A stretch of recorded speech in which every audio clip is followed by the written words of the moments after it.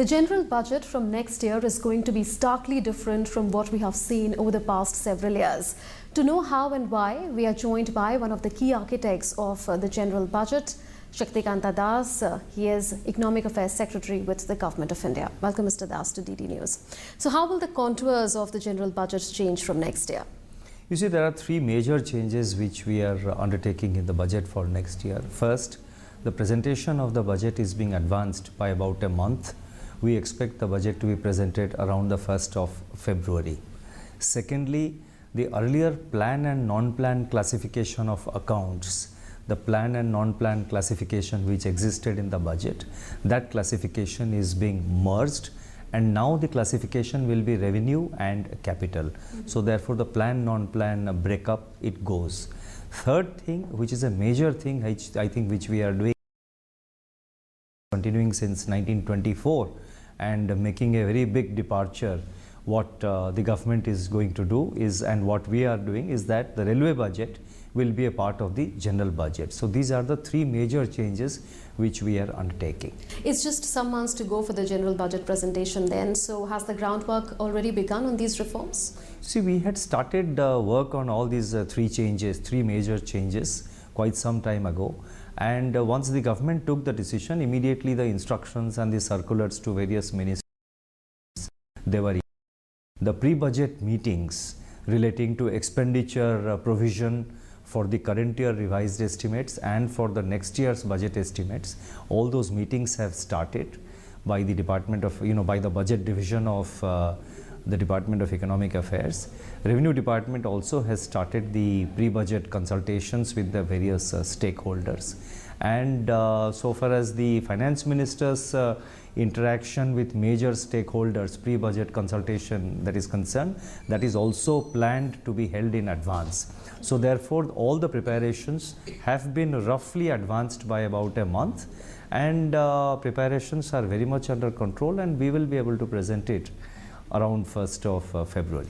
Like you said, an in-principle decision has been taken by the government to advance the presentation of the union budget. Is there likely to be any impact on statistical clarity in the budget documents, for instance, the GDP numbers or the fiscal deficit numbers, because you will not have a data of, say, a month this time around? You see, normally what happens is that we need the GDP number of the current year which the Central Statistical Office gives us. We need that to arrive at the GDP figure for the current year. Then on that basis we make a projection about the GDP of the next year. Now this important aspect this information becomes very relevant so far as the calculation of the fiscal deficit number is concerned, and also to some extent it impacts the revenue projections, especially in the side of indirect taxes, because usually customs, excise, particularly excise, central excise and service tax growth, it is by and large it moves in tandem with the growth of the general growth rate, the growth of the GDP. Normally we get the GDP numbers in the the final advance estimates, if I can call it so. We get it in the first week of February. This year we have discussed with the Central Statistical Office, and they have agreed to give us this figure in the first week of January. And based on that basis, we will extrapolate and work out the advance estimate of GDP for the current year, and based on that we will work out the GDP for the next year. So far as the expenditure numbers are concerned, they are not linked to the GDP figures.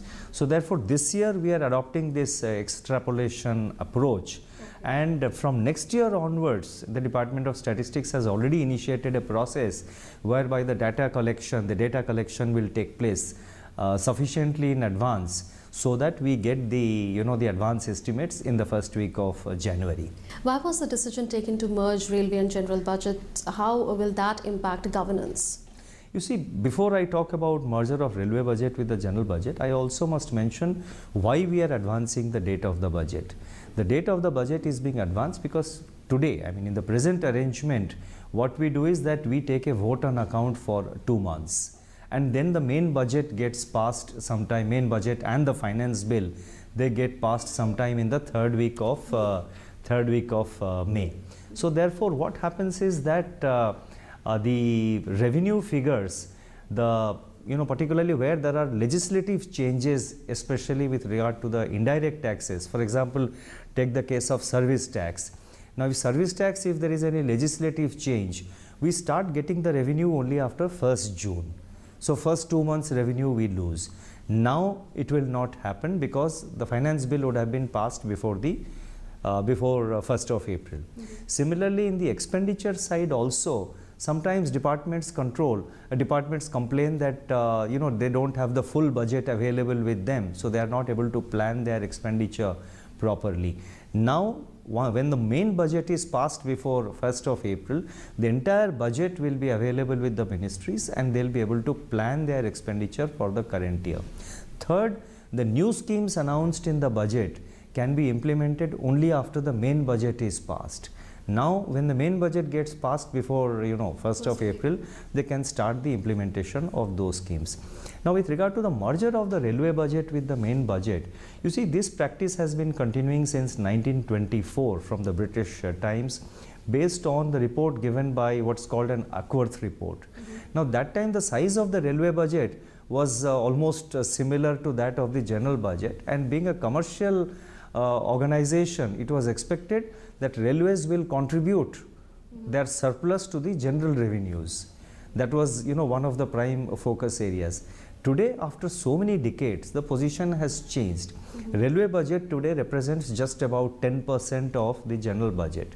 So therefore, the context and the background in which railway budget was kept separate, that context has changed. Today there is no necessity and there is no relevance to have a separate railway budget.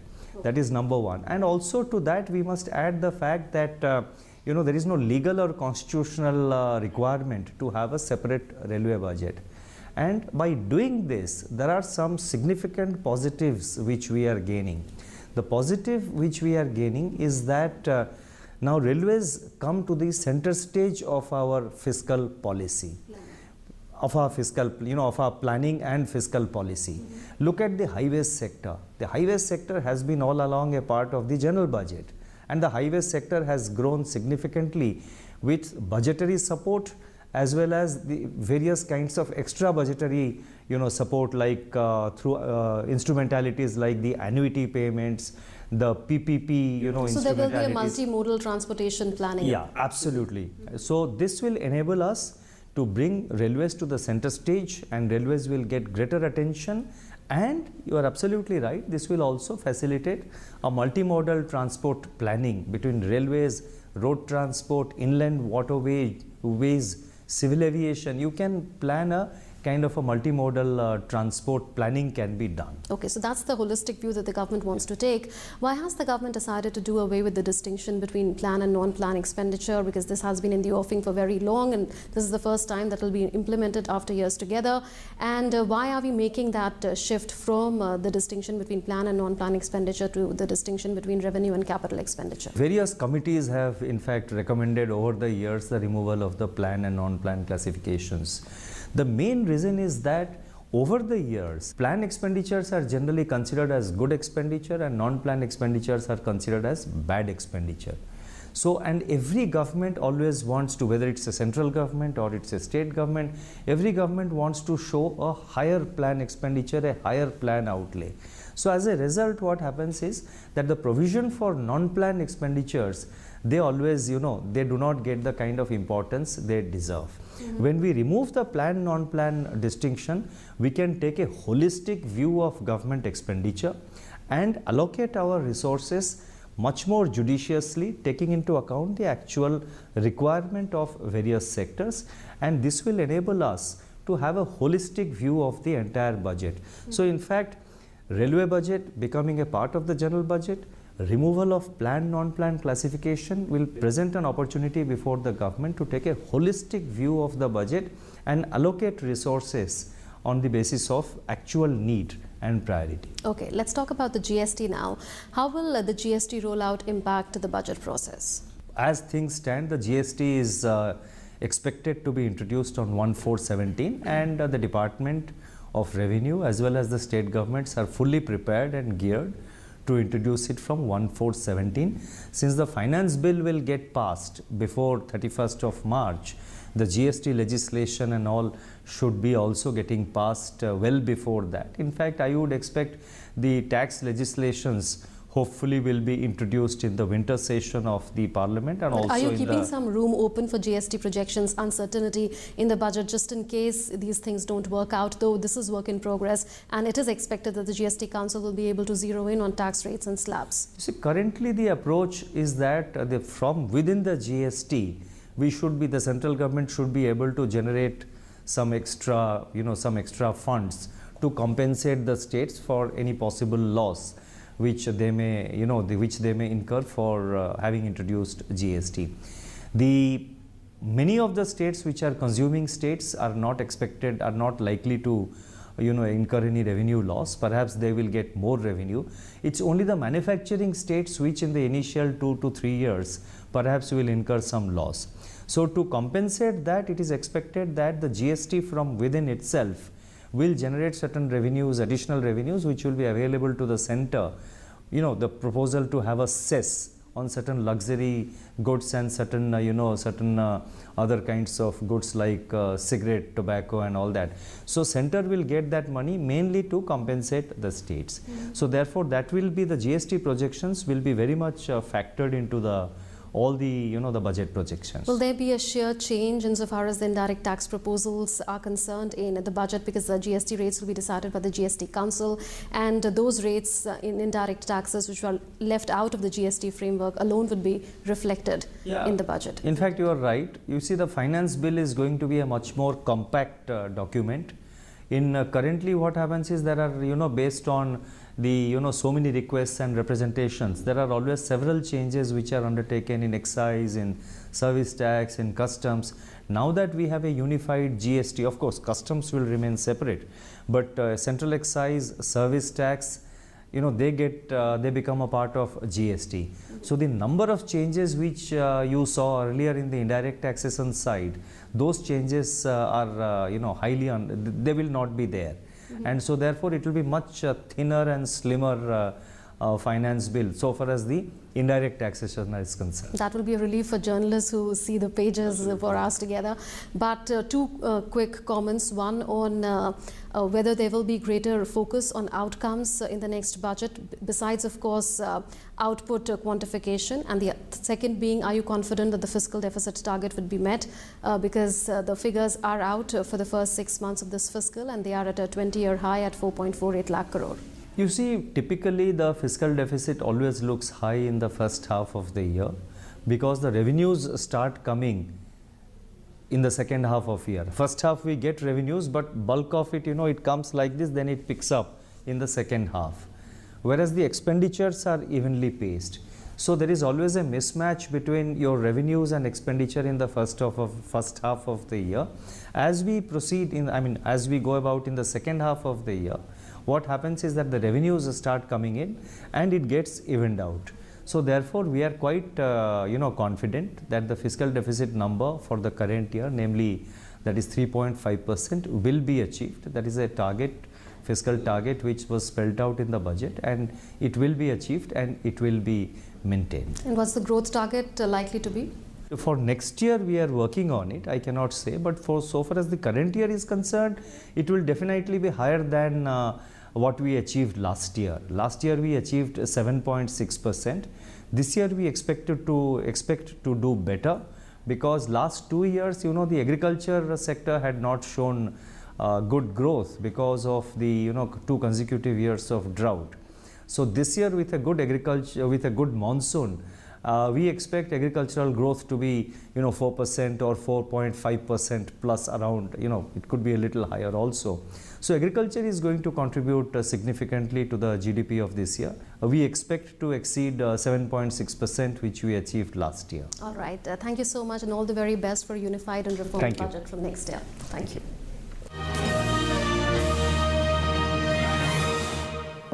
अब मैं अपने life की सबसे बड़ी movement lead करने जा रहा हूं, जो इंडिया के लिए बहुत जरूरी है। आपको खड़ा होना पड़ेगा मेरे साथ टीम स्वच्छ भारत मिशन का हिस्सा बनकर, और हम सब मिलकर एक ऐसा इंडिया बनाएंगे जहां हर कोई टॉयलेट यूज करता हो, क्योंकि जब सब टॉयलेट यूज करेंगे तो सब प्रोग्रेस करेंगे।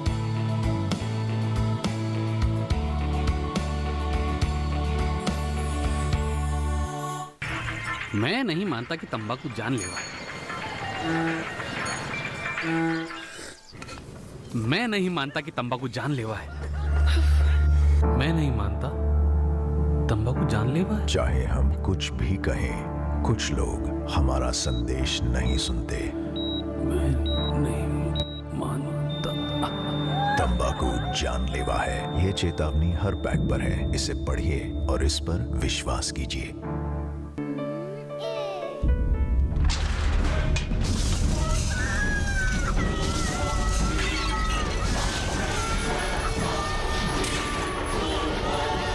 क्या आपका फ्लैट भूकंप से सुरक्षित है?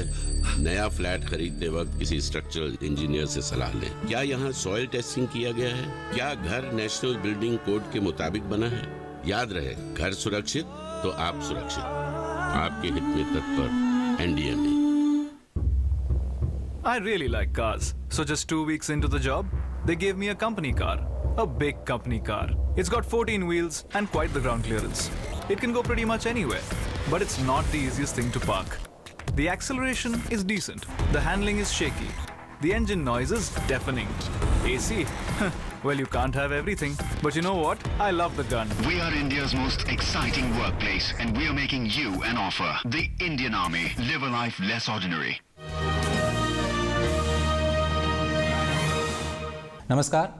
साल 2017-18 का बजट बीते बजट से काफ़ी कुछ अलग होने जा रहा है। कैसे अलग होगा ये बजट और क्यों ये बदलाव किए जा रहे हैं, इस पर बात करने के लिए हमारे साथ बहुत ही खास मेहमान हैं, आर्थिक मामलों के सचिव भारत सरकार में शक्तिकांत दास। बहुत बहुत शुक्रिया इस कार्यक्रम में शामिल होने के लिए। सबसे पहला बदलाव जो हम देख रहे हैं कि आप बजट डेट को एडवांस कर रहे हैं। 28 फरवरी अमूमन ये दिन होता है जब हम बजट देखते हैं। आप इसे एडवांस करने की जो कोशिश कर रहे हैं उसके पीछे की वजह क्या है? ये सरकार का फैसला है और उसको ये बजट जो प्रेजेंटेशन होगा वो मतलब 1 फरवरी के आसपास होगा। 1 और 2 डेज़ प्लस माइनस हो सकता है। और उसका मेन मकसद ये है कि अभी हम जो बजट प्रेजेंट करते हैं उसमें एक वोट ऑन अकाउंट होता है, जिसमें कि अगले साल का पहले 2 महीने के एक्सपेंडिचर के लिए एक पार्लियामेंट का अप्रूवल ले लेते हैं। फिर मई 3rd वीक में जब मेन बजट और फाइनेंस बिल पास होते हैं तो फिर अगले साल का जो पूरा बजट वो पास होता है। तो अभी ये कोशिश है कि 31 मार्च से पहले पूरा बजट पास कर ले। मतलब जो वोट ऑन अकाउंट पहले 2 महीने के एक्सपेंडिचर के लिए जो पार्लियामेंट का अप्रूवल लेते थे उसके लिए कोई ज़रूरत नहीं पड़ेगी और 12 मंथ्स जो फुल ईयर का बजट मिल जाएगा।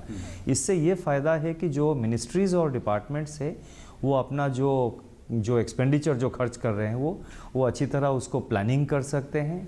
और बजट के बदलाव से जो रेवेन्यू एक्स्ट्रा रेवेन्यू गवर्नमेंट को आना होता है वो भी मतलब 1 अप्रैल से आ जाएंगे, बिकॉज वो जो मतलब फाइनेंस बिल पहले पास नोटिफाई हो जाएगा।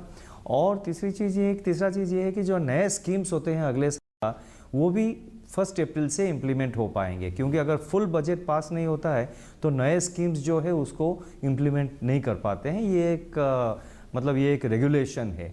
तो जब 1 अप्रैल से पहले बजट पास होकर नोटिफाई हो जाएगा तो पूरा साल का बजट मिल जाएगा और नए स्कीम्स भी इम्प्लीमेंट हो पाएंगे। चूँकि ये 12वीं पंचवर्षीय योजना का अंतिम साल है, 2017 में ख़त्म हो रही है, तो ये कहा जा रहा है कि अगले साल से जब प्लानिंग नहीं रहेगी, 5 ईयर प्लानिंग नहीं होगी, तो जो प्लान एक्सपेंडिचर है और नॉन प्लान एक्सपेंडिचर है उसका अंतर खत्म हो जाएगा। क्या ये इस साल से होने जा रहा है? बिल्कुल, आपने सही कहा। देखिए, प्लान नॉन प्लान जो क्लासिफिकेशन है वो अभी आगे से नहीं रहेगा। कई सारे कमिटीज़, एडमिनिस्ट्रेटिव रिफॉर्म्स कमीशन, उन्होंने भी यही रिकमेंडेशन दिया हुआ है और ये काफ़ी सालों से मतलब ये अंडर एग्जामिनेशन रहा है, लेकिन अभी इसमें सरकार फैसला ले चुका है। और इसका मेन कारण ये है कि एक माहौल बन गया है हमारे देश में कि जो प्लान एक्सपेंडिचर हैं वो अच्छे एक्सपेंडिचर हैं, जो नॉन प्लान एक्सपेंडिचर है वो बुरे एक्सपेंडिचर है, उतना अच्छा नहीं है। हालांकि वैसा नहीं है, क्योंकि non plan expenditure also equally important है। आप मान लीजिए कि डिफेंस एक्सपेंडिचर हुआ, डिफेंस एक्सपेंडिचर जो है वो नॉन प्लान है। और एक स्कूल बिल्डिंग या एक हॉस्पिटल, उसका जो मेंटेनेंस एक्सपेंडिचर है वो भी नॉन प्लान होता है। तो हमेशा चाहे वो सेंट्रल गवर्नमेंट हो या स्टेट गवर्नमेंट हो, ये आपकी बात नहीं है, ये कई सालों से ऐसा चल रहा है। सेंट्रल गवर्नमेंट हो या स्टेट गवर्नमेंट हो, उनमें हमेशा एक एक्सपेक्टेशन रहता है कि भाई प्लान एक्सपेंडिचर जो है हम ज़्यादा दिखाएंगे। तो इस जो कोशिश रहता है, इसी के कारण क्या होता है कि नॉन प्लान एक्सपेंडिचर आपका हॉस्पिटल मेंटेनेंस के लिए, स्कूल मेंटेनेंस के लिए, जो स्कूल्स ऑलरेडी है या कॉलेजेस ऑलरेडी है उनमें extra teacher post, extra professor post sanction करने में ये सब बहुत सफ़र होते हैं। उसमें बहुत मतलब सही तरीके से उनको प्रायोरिटी नहीं मिलता है जो प्रेजेंट बजटिंग सिस्टम है। जब हम प्लान और नॉन प्लान दोनों का क्लासिफिकेशन ख़त्म कर देंगे तो फिर द प्रायोरिटी वाइज जिसका जहाँ पे ज़्यादा ज़रूरत है उसके हिसाब से बजटरी जो जितना रिसोर्सेस है, क्योंकि रिसोर्सेज तो लिमिटेड होते हैं, ये नहीं कि अनलिमिटेड रिसोर्सेज है, जो लिमिटेड रिसोर्सेज हैं वो जो प्रायोरिटी है, जो इम्पोर्टेंस है, जहाँ एक्चुअल नेसेसिटी है उसी के हिसाब से वो बजट अलोकेशन करेंगे।